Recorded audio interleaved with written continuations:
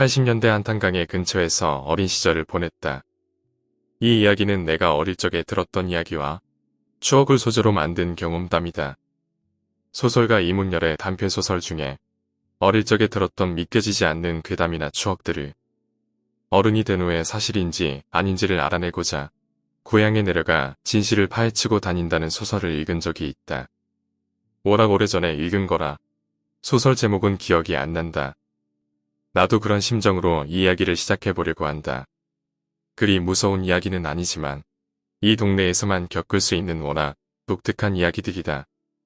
오래전 일들이고 일부 이야기는 개인이 건너 주워들은 이야기들이라 진실 여부는 알 길이 없다는 것을 먼저 밝혀둔다. 나는 어려서 연천군에 있는 한탄강가에서 나고 자랐다. 한탄강은 독자적으로 굽이쳐 흐르다가 하류에서 임진강 지류와 만나 임진강이라는 큰 강이 되는 연천구를 관통하는 강이다. 지금은 상류의 농가에서 버리는 축사 유기물 등으로 인해 물이 많이 더러워졌지만 내가 어릴 적만 해도 물이 정말 깨끗해서 깊은 강바닥이 훤히 들여다 보일 정도로 물이 맑았고 여름이면 피서를 즐기러 많은 사람들이 모여들던 강이었다. 어르신들 때는 더 맑아서 그 강물을 마시기도 했다고 한다.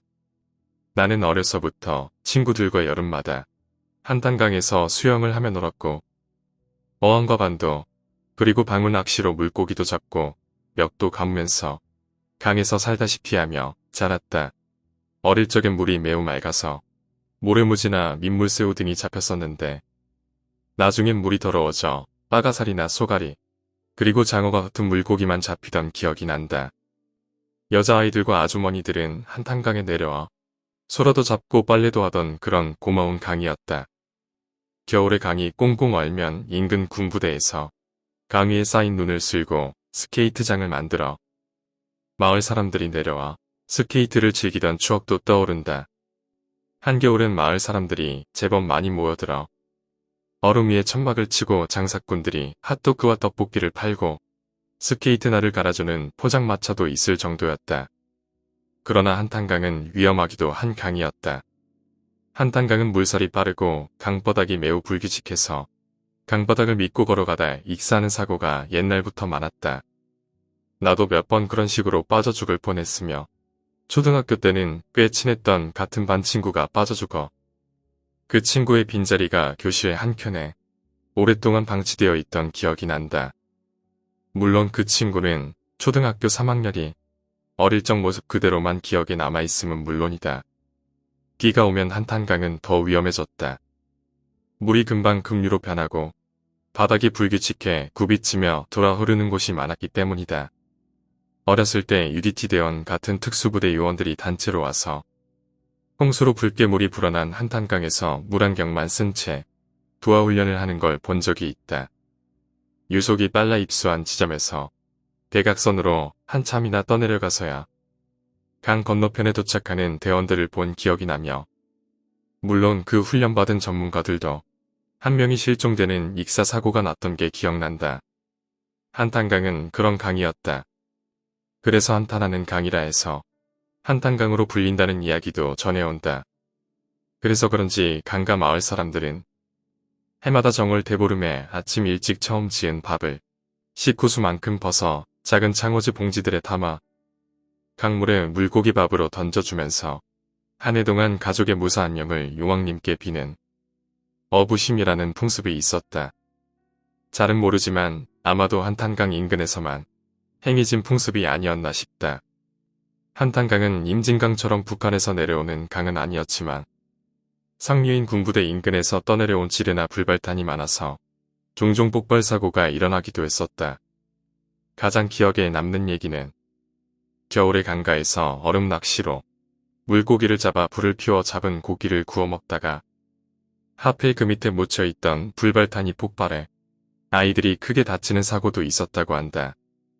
상황이 그쯤 되자 어릴 적 초등학교 때 인근 군부대의 지원으로 불발탄의 위험성을 알리고자 운동장에서 여러가지 폭탄의 폭발 시범을 보여주기도 했었다. 오래된 영화지만 가난한 아이들이 군부대 사격장에서 불발탄을 주워다 팔아 엿도 사먹고 용돈도 벌고 하다가 불발탄이 폭발해 다리가 날아가는 등 피해를 보았다는 이야기가 나오는 사격장의 아이들이란 영화의 무대가 되는 마을도 내가 살던 동네에서 멀지 않은 고물리라는 마을의 이야기였던 것이다. 내가 살던 동네에 한탄강 너머엔 군부대가 하나 있었는데 지금은 평범한 부대가 되었지만 그 부대는 어렸을 땐 북파공작원을 훈련시키는 부대였다고 들었다. 실제로 강가를 따라 유격장 같은 시설들이 강 건너편에 들어서 있던 게 어렴풋이 기억난다. 그 부대원들은 북파공작원들답게 매우 거칠었던 것 같다. 때론 강가에 단체로 몰려나와 알몸으로 목욕을 하는 바람에 강 이쪽에서 빨래를 하던 아낙네들의 눈살을 찌푸리게 하기도 했었다고 한다. 심지어 자기 물건을 보란듯이 꺼내놓고 건너편 여자들을 희롱하는 일도 흔했다고 한다. 또한 내가 살던 마을은 면 단위의 크지 않은 마을이었는데도 동네에 작은 기지촌이 있던 특이한 마을이었다. 내가 고등학교 때까지만 운영되었던 걸로 기억되며 아마도 군부대가 많은 지역 특성상 그런 혐오시설이 운영됐던 게 아닌가 싶다.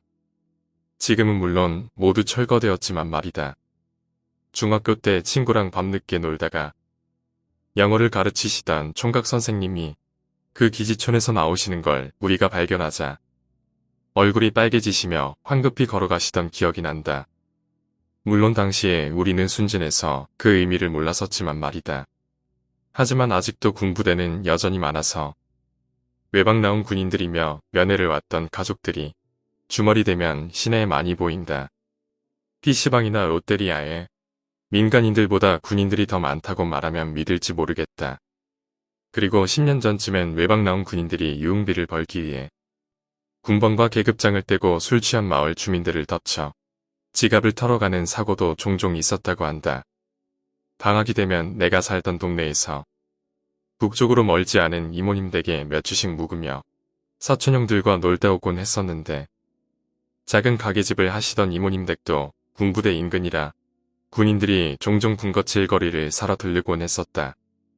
한 번은 소총을 좌경계총한 군인과 함께 민무늬 군복을 입은 2명의 군인이 가게에 들르는 걸 본 적이 있다.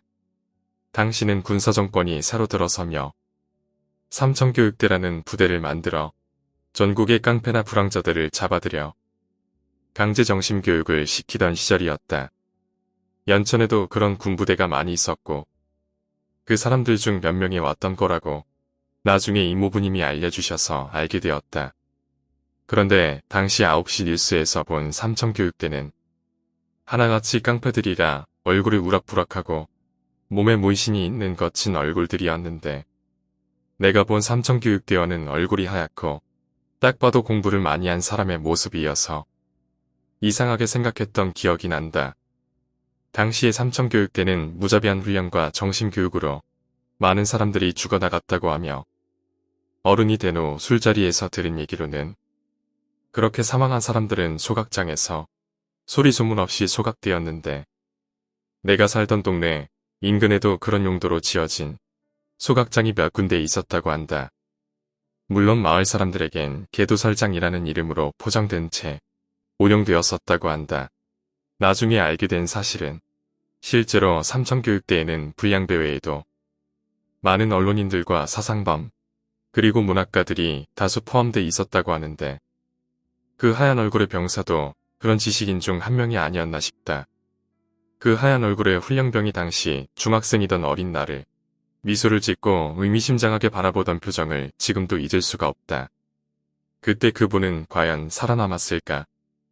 이렇게 많이 어두운 과거를 지녔던 연천이지만 지금은 많이 밝아지고 좋아지고 있다. 통일 조국의 중심이란 슬로건을 내건 최신식 아파트도 많이 지어졌고 한탄강가는 깨끗한 게 정비된 공원과 산책로 그리고 위락시설들이 들어섰다. 또한 깨끗한 밤하늘의 별자리와 여기서만 볼 수 있는 철새들을 구경하러 몰려드는 관광객들도 많아지고 있다. 통일이 되면 연천은 더 밝아지고 좋아질 것으로 기대한다. 내가 이런 열악한 교육 환경 속에서도 비교적 바르게 성장한 게 신기하다는 생각마저 들기도 한다. 마지막으로 내가 한탄강에서 직접 겪은 짧고 무서운 경험을 소개하고 마칠까 한다. 나는 강가에서 자라서 나룻배의 노를 아주 잘 저었다. 노가 양옆에 달린 서너 명이 겨우 탈 수 있는 작은 배였는데 중고등학생 때 그걸 타고 강 위를 자주 오가며 수상 산책을 하곤 했다.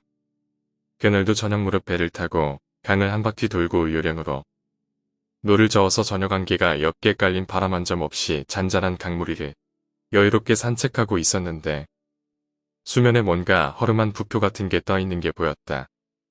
당시엔 어른들이 초코 낚시라고 해서 그물을 오랫동안 설치해 두었다가 물고기가 잡혀서 못 나오면 며칠에 한 번씩 물고기를 회수해가는 어망이 많던 터라 그 어망 위치를 알리는 부표인 줄 알고 지나치려 했는데 부표 및 물속에 뭔가 희뿌연 덩어리 같은 것이 보였다. 그때만 해도 물이 깊고 맑아서 물속이 시퍼렇게 들여다보여 물의 두려움을 가진 사람들이라면 충분히 공포심을 느낄 만한 물속 풍경을 보여주곤 했었다. 그런데 어망이라면 검은 그물이라 아무것도 안 보여야 정상일 텐데 뭔가 이질적인 느낌이 들고 호기심이 발동해 그걸 들어 올려 보았다. 그걸 들어 올리는 순간 줄에 달려 올라오던 그 희뿌연 것에 뚜렷한 이목구비가 드러나는 것이 아닌가. 급히 배를 돌려 나루터로 미친 듯이 노를 저어 돌아오는 내 머릿속으로 방금 전 분명히 보았던 사람의 얼굴. 불투명한 물빛에 투과되어 떠오르던 그 희미한 얼굴은 나를 잇는 힘을 다해서 노를 젓게 만들었고 얼굴이 하얗게 질려 어둑어둑한 그 강가를 도망치게 만들었었다. 물론 너무 공포스러워서 다신 그 근처로 배를 타고 가보지도 못했다. 그렇게 시간은 흘렀고 그 기억은 잊혀졌지만 그때 거기서 떠오르던 희멀건 얼굴 형상의 물체는 무엇이었을까? 정말 토막난 사람의 머리였을까? 아니면 마네킹이었을까? 그것도 아니면 내가 잘못 보았던 걸까? 이제 다시는 그걸 알아낼 방법이 없는 오래전 일이 되어버렸지만 아직까지도 정말 그 얼굴의 정체가 궁금하다. 오늘 이야기는 여기까지입니다. 오늘 이야기가 재미있으셨다면 구독과 좋아요, 댓글 부탁드립니다. 댓글은 저에게 큰 힘이 됩니다. 감사합니다.